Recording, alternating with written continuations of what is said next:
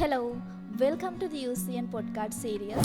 මිනිසා සිනාසෙන විටත්, හඬා වැටෙන විටත්, ආදරය කරන විටත්, ගොඩක් කලාවට අපි නොකියන කතා, අපි සංගව ගත්ත වේදනා, අපේ ගැඹුරුම බලාපොරොත්තු පවා ස්වර අතර ජීවත් වෙනවා.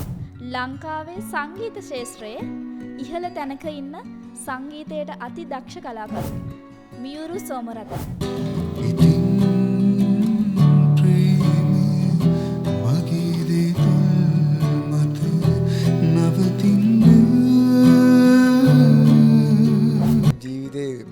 අතාරින්න වෙලාවක් තිබිලා නැහැ. අපි කැට එකතු කරන්නේ වෙනස් ක්‍රමයකට. අපි গিitar එකක් එල්ලන් ගිහිල්ලා තනියම එක දුම්රියක මුල්ලකට වෙලා අඬනවා. ඒක තියෙන සඳමහා සිනාසුනා, තරුමහා සිනාසුනා.